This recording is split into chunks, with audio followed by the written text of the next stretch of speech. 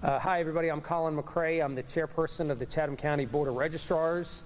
And now that we're getting into sort of the meat of the election season, we thought it'd be a good idea to get some information out to the public about important dates, important things to know about the upcoming election, how to ensure that you're registered, how to ensure that your right to vote, that you're able to exercise it, and any new developments that have come up over the last few weeks that people might have some uncertainty about. So we want to talk through those things. So our office at Board of Registrars, we handle registration of voters, the early voting period, and then absentee balloting.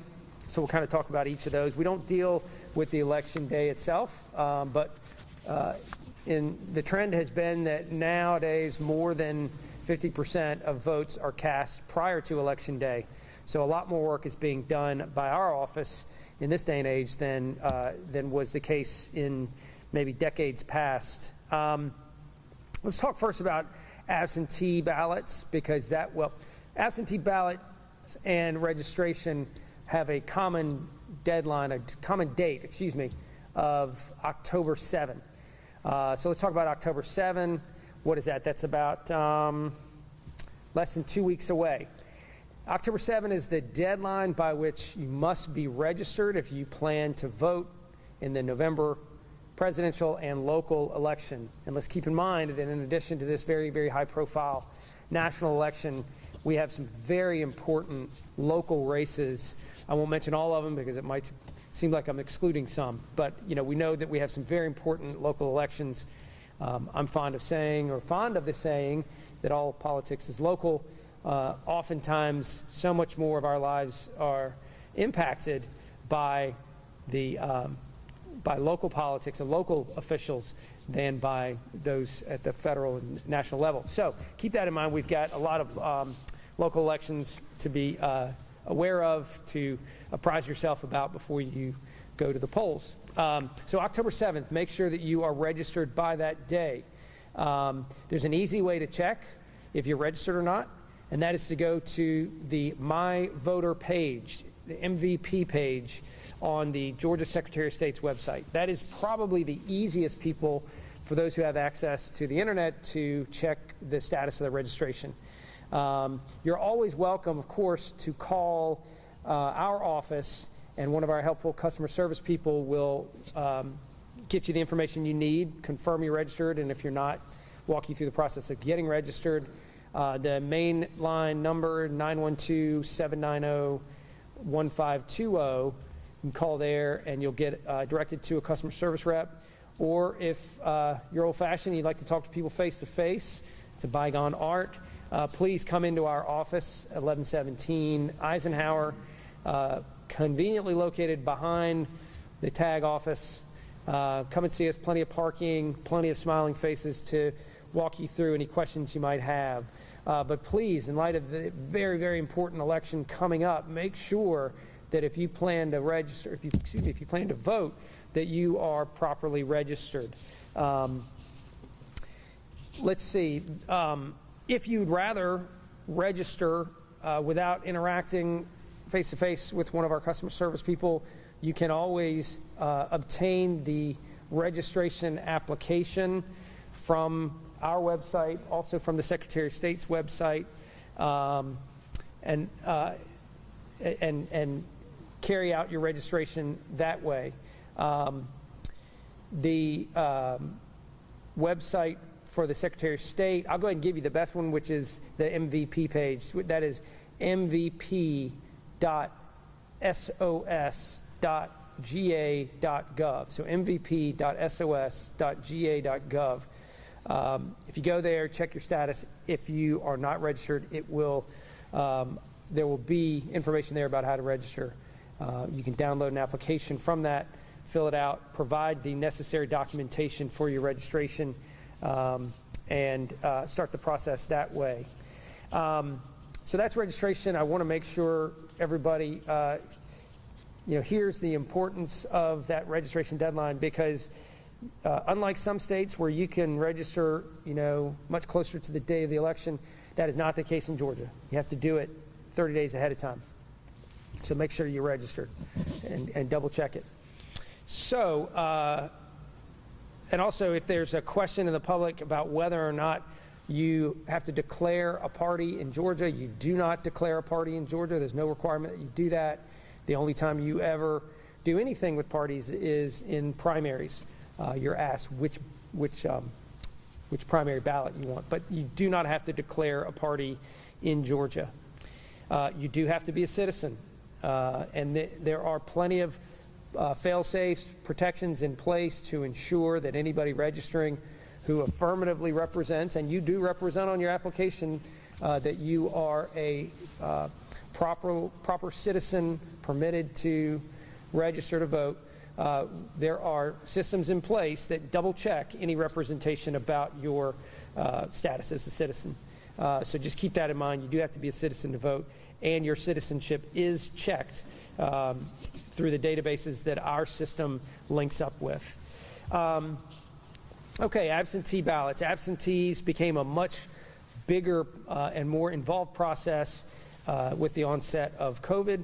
Absentees have always been available, but just have not been taken advantage of as frequently in years past. I think that with COVID and with the onset of the uptick in the number of absentee ballots, that people have realized it is a very convenient way to vote. I'm about 50-50 myself. I vote absentee half the time and vote early voting 40% of the time, and then sometimes, you know, when I celebrate Election Day, I'll come down on Election Day to my polling place. Anyway, absentee ballots, they will begin mailing out on October 7. It is, of course, mandatory that you request an absentee ballot. Georgia is not a state where absentee ballots are mailed out to all voters. In fact, there are not even absentee ballot applications that are mailed out by our office unsolicitedly. You have to request an absentee ballot in order to get one. So that process, you can submit an application for an absentee ballot. The ballots won't be mailed out until October 7th.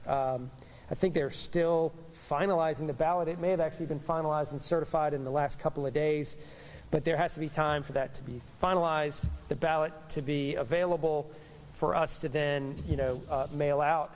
But that mail out will begin on October 7. An important day to remember, October 7, because that's your registration deadline, and that's when absentee ballots start going out. The time frame for requesting an absentee ballot has changed a little bit over the last 3-4 years. You used to be able to request an absentee ballot up through the Friday before the election. That has been pushed back so that now the deadline for submitting an absentee ballot application is 11 days before the election, and that is October 25. So if anybody plans to submit an absentee application or an application for an absentee ballot, you have to do so by October 25th, 2024. A lot of easy ways to get an absentee ballot application. You can get them on some third-party sites. When I say sites, I mean local, physical sites like libraries. They will have absentee ballot applications. There are absentee ballot applications available on the Secretary of State's website. You can get one from our website, voter.chathamcounty.gov. Right, Sabrina? Okay, voter.chathamcounty.gov is our website. You can download an application there, and then you can actually submit that application electronically. You have to fill it out, and then you have to either take a scan or a really clear picture of it, and you can email it to us, and that will serve as your application. And the email address to which it can be sent is voter@chathamcounty.org. Is there also an absentee ballot email address? Or Yep. So if you want to submit your application electronically by email, you can send that, again, take a scan of it, that's best, or a really clear photo of it, and send that file by email to either voter@chathamcounty.org or absentee ballot voter.chathamcounty.org. Again, instructions on that are on our website, voter.chathamcounty.org. All right, so what do you do once you get it? It's going to be the same ballot that you would have if you were voting on Election Day or voting in early voting. A lot of people enjoy the absentee ballot process because they feel less pressure. They're able to look it over at home. They have all the time in the world to consider the various races. Some people may not even know some of the people that are running in the races that are on the ballot. So it gives you time. You don't feel rushed like some people do on Election Day who walk in without knowing who they're going to vote for. So it allows you time to sit around the kitchen table and fill it out without the crush of time. So fill it out. There are pretty clear instructions about the envelopes that you put them in. So you have to seal it inside an envelope that is then placed inside an outer envelope. You have to fill out the information on that outer yellow envelope. Many people who have a state-issued driver's license, they are able to put their Georgia driver's license number on the outside of that yellow outer envelope, and that acts as the verification that the person who is submitting the the ballot, is the same person who has applied for it. The outer envelope also has an identifying sticker on it for the return address. So make sure that you follow the very clear instructions on the outside of that outer envelope. Just to assuage any concerns that people might have about disclosure of private information, the outer envelope has a flap that closes down over your driver's license number. So that is not something that is easily viewable by those who might be involved in the handling of that absentee ballot. So all absentee ballots have to be returned and received by our office no later than 7 p.m. on Election Day. So there's an 11-day window between when you apply for that absentee ballot and the day of the election for that absentee application to make its way to us, processed, ballot sent out, you figure out what you want, and then get it back to us. A lot of people mail them. I mean, we put them in an envelope for that purpose. There have been changes, consolidations to the postal system over the last 5 years or so that have led to some delays in receipt of U.S. Postal Service mail. Keep that in mind. Don't plan to mail it on the Friday before the election and count on it getting to us on time. If you can, give yourself a week to affix proper postage, drop it in a post office box, or a mail collection box, and send to us, because it has to be received on Election Day by 7 p.m. in order to be counted.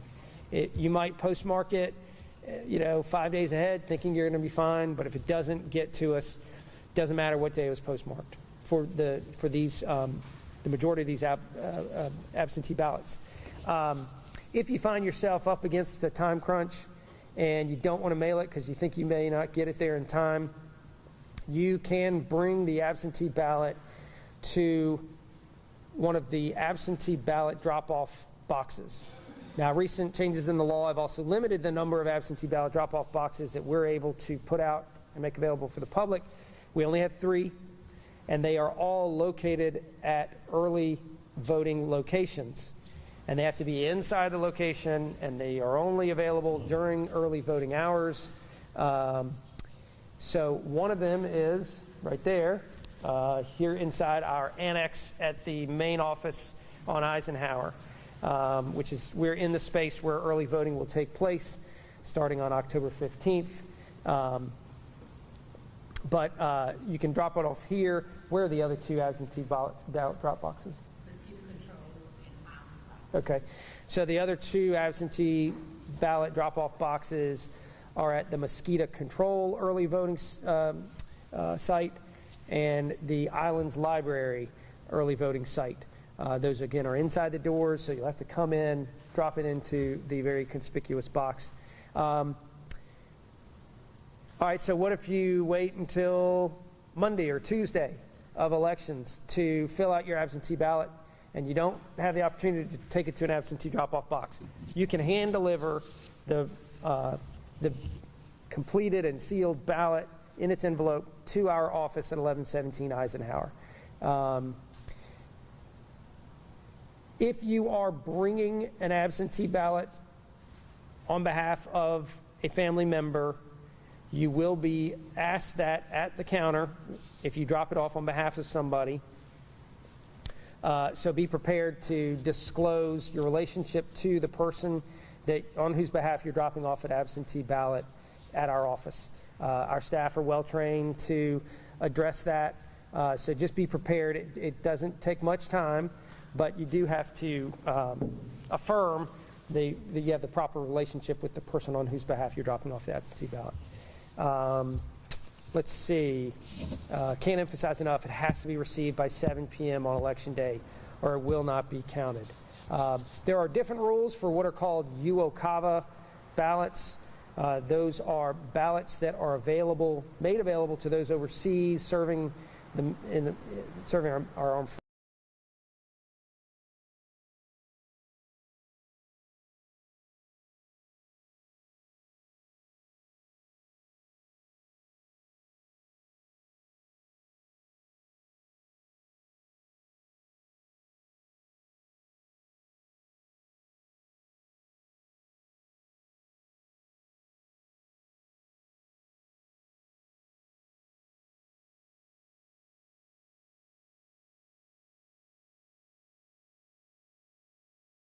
Absentee ballots over the last few years, and even before that, take advantage of that system. There are voters who unfortunately are in the hospital on the day of Election Day. We do have fail-safes in place for that. Those who are in the hospital on October 2nd through November 5th, they can contact our office to make arrangements for a ballot to be delivered to them. So again, call our main office, 912-790-1520, if you will be confined to the hospital on the day of the election and therefore will not have been able to vote. Okay, let's talk about early voting. We expect pretty robust early voting in the lead up to the November 5th election. We have 7 sites this year, the most we've ever had, to address what we anticipate to be the large turnout in early voting. So the 7 sites which we have tried to strategically place geographically throughout the county. First, you've got the main office here on Eisenhower, which is by far the most popular amongst voters. We are in the annex, which is about 100 yards away from the main office. There will be plenty of signage, plenty of people there to tell people to come over here to the annex. We've only been early voting here for about a year now, so a lot of people are used to going to our main office. They'll be clearly directed to come over here. We have a lot more machines this year than we've had in years past. Space restrictions only allowed us about 15 or 16 over there, and I believe we'll have north of 40 here. That will really help in the time that it takes for you to wait in line, finish your ballot, and be done. Also, the number of early voting sites will help that as well. So we have 6 what we're calling satellite sites, 6 in addition to our main office. So you've got mosquito control. That's at 65 Billy Hare Drive. They will be open from 8 a.m. to 6 p.m.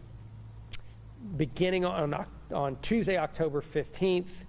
Monday is a state holiday, so they will not be open on that Monday, the 14th. It begins on Tuesday, the 15th. That will run on weekdays between October 15th and November 1st. That's a Friday. So mosquito control will be open weekdays during that period. Civic Center, 301 West Oglethorpe. Most people know where that is. That will be open weekdays between October 15th and November 1st from 8 a.m. to 6 p.m. There will also be Saturday and Sunday voting at the Civic Center for those who can't make it on a weekday. Let's say you work 9 to 5, 8 to 5, whatever during the week, and you want some additional time to vote on the weekends. The Civic Center will be available for that on Saturdays and Sundays. if I didn't say it already. Our main office, this annex we're in now, also open both Saturdays and Sundays during that 3-week period between October 15th and November 1st. Okay, for our friends out in the islands, we have the Islands Library, which will also be open for early voting. That's at 50 Johnny Mercer Boulevard. The libraries were still in discussions with about possibly extending the hours by 1 hour. But right now, you should count on it being open for early voting, 9 a.m. to 5 p.m. From October 15th to November 1st. The Southwest Library will also be open for early voting on weekdays during that early voting period, also currently from 9 a.m. until 5 p.m. The Garden City Library, a relatively new addition to the list of sites, they'll be open on weekdays, 9 a.m. to 5 p.m., 104 Sunshine Road. And in response to overwhelming public discussion and requests, we have worked with our good friends at the City of Pooler to make the Pooler City Hall an early voting location. That's at 100 U.S. Highway 80 Southwest, Pooler City Hall.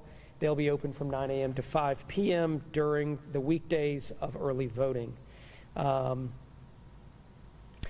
Let's see. If you want a sample ballot, again, go to your MVP page, mvp.sos.ga.gov. Might get you a head start on looking at the races and helping you decide who you want to vote for. In terms of where you can go for early voting, any voter in the county can go to any early voting location. We don't, carve up areas of the county and say those who live in these precincts can only go to this early voting. No, you can go to any early voting location during that early voting period without restriction as to where in the county you reside. Early voting is subject to the same no campaigning rules that you see on Election Day. So there's no campaigning within 150 feet of a polling place.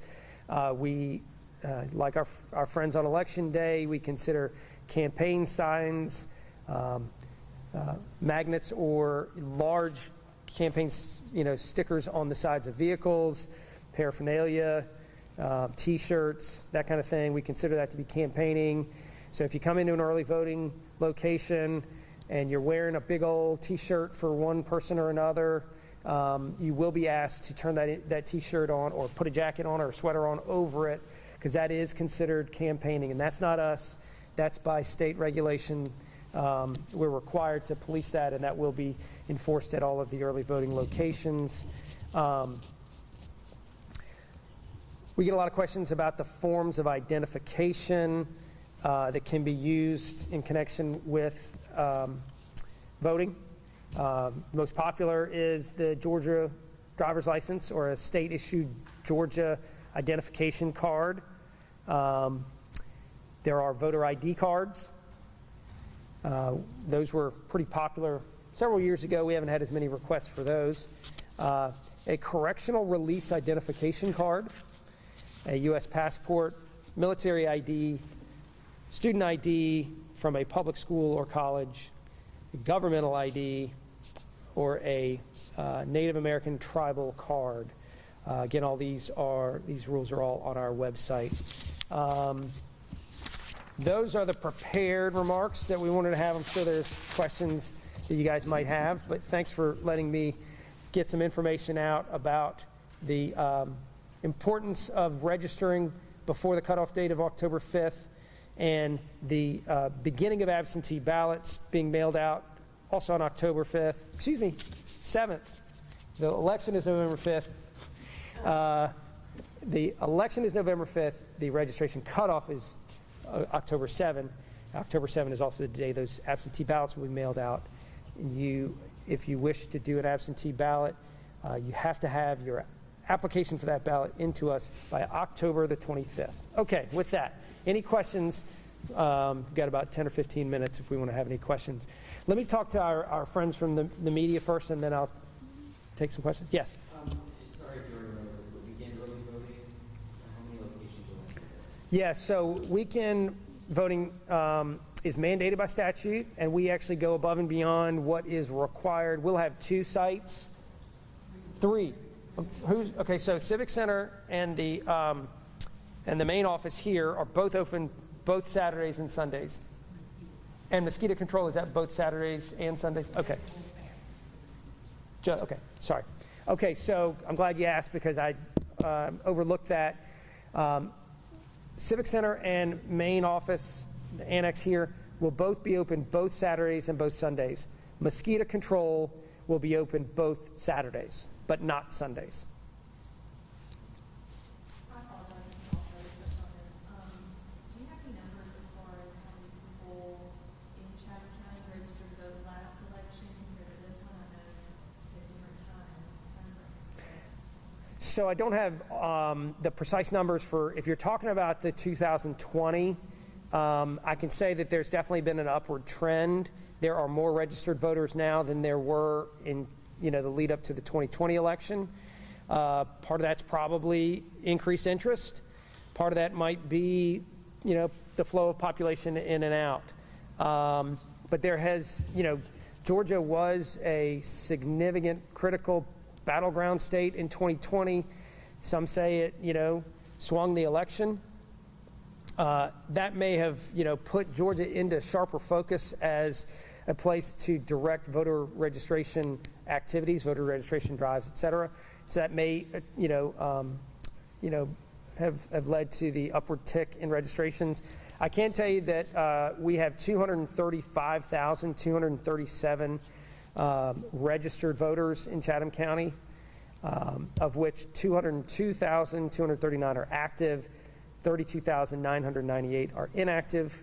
For those who go to their MVP page and see themselves coded as inactive, inactive does not mean that you're not able to vote. On the contrary, you are just as able to vote as somebody who's in active status. Inactive just means that you have your contact with either our office or the election process has gone on to general elections without any activity. So you're put in inactive status as a first phase towards being removed from the rolls due to inactivity. But if you're inactive, a really easy way to become active again is by voting. And you are eligible to vote if you are listed as inactive. Yes? The voter annex hours and will these hours be posted? Yes, so our hours are going to be posted, should already be posted on our website, maybe the landing page, if not an easy link to go to them. The annex hours are, get this, 7 a.m. to 7 p.m. So plenty of time, for those who are working on a weekday and want to squeeze it in before going to work. You can be the first person in line if you get here at 6:15 in the morning, and you'll probably be out of here at 10 after 7. I bet you if you get here at 7, you'll probably be able to get to work within Chatham County by 8. So 7 a.m. to 7 p.m. for weekdays. On the weekends, on Saturdays, 8 a.m. to 6 p.m. here at the registration annex. And then Sundays will be 11 a.m. to 5 p.m. Mosquito control on Saturdays is 9 a.m. to 5 p.m. Civic Center on Saturdays, 9 a.m. to 5 p.m. Sunday Civic Center also 11 a.m. to 5 p.m. But again, all of this is available in accessible format on our website. We had a problem in the past. We put something up by PDF, not realizing that that's not fully accessible, but it's now available for those who have special needs with respect to reading, and PDFs sometimes represent a problem. So it's all available on our website in easily accessible fashion. I know you said you don't handle election day process, but as just an elections official, we talked about some of the state regulations coming down the road recently from the state elections board regarding the hand-counted ballots on election night. Just what was your reaction as an elections official regarding that change? I mean, my initial reaction was, whoa, that's gonna change things significantly. Again, that's for our friends over at the Board of Elections who do the actual election day tabulation, counting, and certification thereafter. So it's going to heap a whole lot more responsibility on their shoulders if it survives what I understand to be either current or soon to be filed legal challenges. But yeah, it could lead to some extensive burdens on local elections workers to meet the mandate that's being placed by the state election board with this recent new rule about the hand counting. In what ways do you anticipate those burdens to show themselves? Well, burdens come in several forms. First, there's the training. You've heard some voices saying, why are you doing this so close to election day? What the problem that rolling out a rule so close to election day is, you have tens of thousands of elections workers throughout the state that have to be trained in what could be a very significant process of hand counting. I mean, it sounds easy, but it's not as easy as it sounds just to take a few ballots and count them and make sure that the count is right. There are some counties that have hundreds of thousands. We will have hundreds of thousands of ballots, and the training on it is one burden. Most of the poll workers, early voting workers, absentee ballot clerks, absentee ballot workers have been trained already. And to throw in a wrinkle at the last minute will require additional training. Then, of course, there is the actual count itself. It will no doubt lead to additional strains on labor resources, time. A lot of these people who are now expected to count by hand will probably have been working since before 7 that morning, and they'll work late into the night. They'll be required to work late into the night. What happens when you're working late at night after you've been on the clock for upwards of 16 hours? Your mind might wander a little bit and delay the count even more. So I recognize the outcry after 2020, I guess, that led to people on the state election board to think that there needs to be this additional process involved. But a lot of the outcry was also that there wasn't an answer fast enough, and this isn't going to do anything to make things go faster. So, in a word, I think that it will bring on significant burdens that were not anticipated when the state election board passed the rule. Opponents have said, this is an attempt for the former president to sow chaos on election night. Do you agree with that? I only agree that it will sow chaos. I don't know that it was intentional.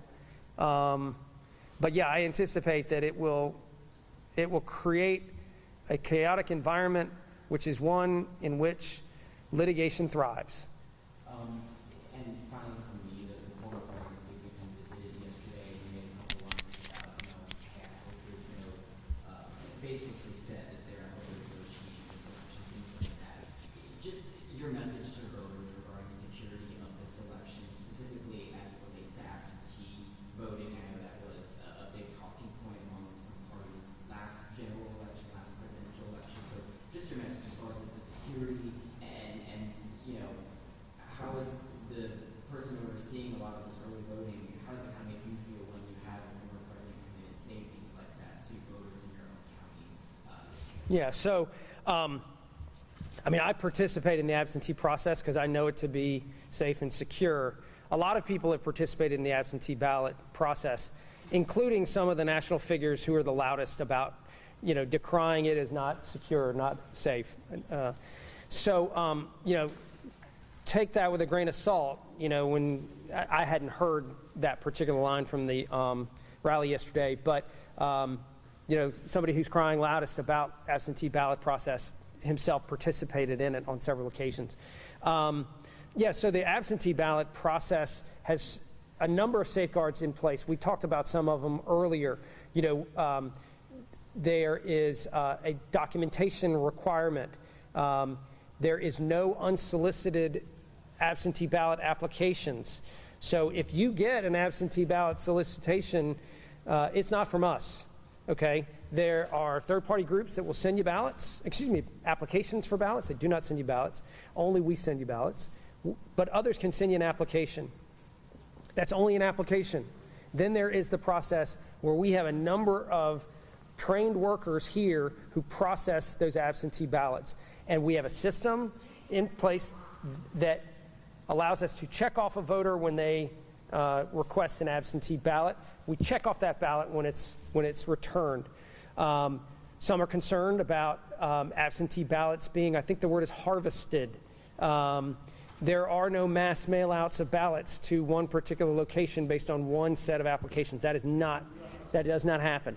And when they are returned, those ballots can only be returned by those of the relationship to the voter that is statutorily set forth. And we check that when people return those ballots to us.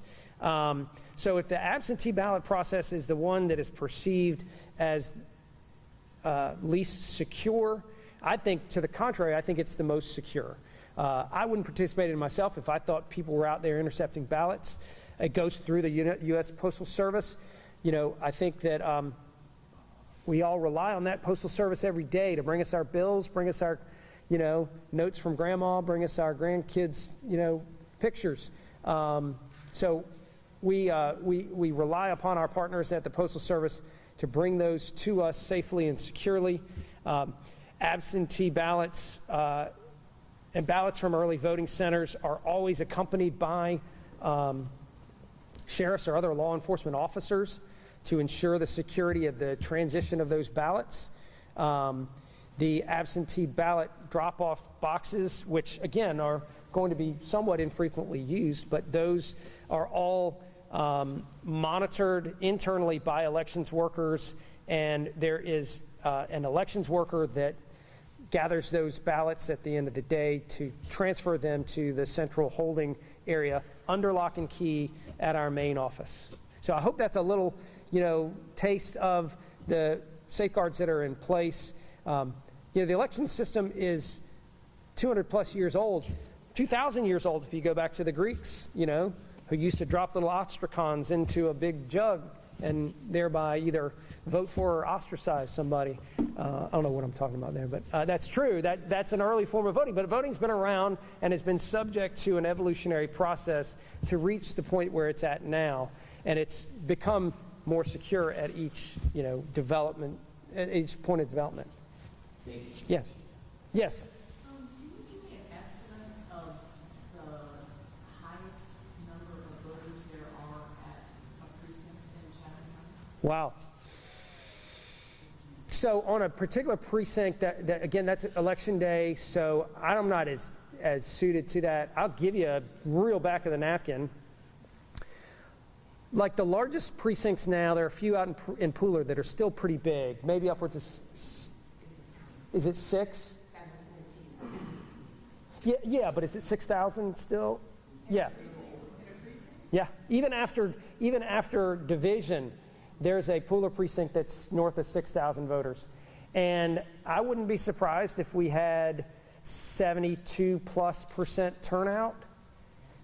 Now, you're really making me go back on the napkin, because if there's 6,000 registered, maybe 4,500 voters from there, take out half of them for early and absentee.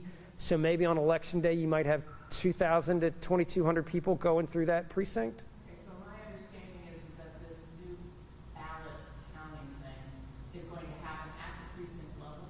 And so Yes. they'll be counting possibly 3,000 pieces of paper that night after the polls close. Workers at one particular precinct are responsible for counting the ballots there. Yes. So now that you've done a very good job on deposition of getting me into a corner, yes, it could be upwards of that number that had to be. To make sure that it wasn't misunderstood that all the votes, all the pieces of paper come to the Board of Elections where they count, like, 150,000 pieces of paper is done at the precinct level. So this points to what I was saying earlier about the training on it. All this is so new that I'm not even sure I can really state with certainty if there's an additional hand count after the precinct level. I do know that there is a precinct level count. Is there an additional one later that night back there? There's always a tally. There's always a tabulation. But an additional hand count back at the home office, I don't even know. And I don't think it is either. But, I mean, I wish I knew more. I wish I had guidance on it. I wish I'd be able to tell you. I just don't know. I just wondered, as a prior poll worker, you know, I would be one of the people probably either counting or overseeing that. Yeah. It doesn't seem like a burden to me. I pull every one of those out and I restack them and make them really nice. Yeah. And, you know, heads up so that they're all the same. So I don't see the issues that, you know, I can see some people might be bothered by that. Yeah. Okay, we got our board meeting, and I think our board members are here. So one more question. I was just wanted to throw in too, you've got really small precincts out of hope, you've got, I think, Tim's, you know, and original precinct for Warford Junior, you've got less than 15 votes. Yeah. Voters, and there's several of those out there, and that's easy to do. I have no doubt that, you know, the hardworking elections workers will be able to handle it. That's another reason I have utmost faith in the process is, you know, it's people like you guys that are the, you know, backbone of this process. And when there is a criticism of the system, it is a criticism of the individuals. At base, an accusation about the system being corrupt or insecure is an accusation against me and you and Sabrina at a personal level. I'm a lawyer by trade. I don't take it personally when people make allegations because I know there's always, you know, allegations are far from the truth often.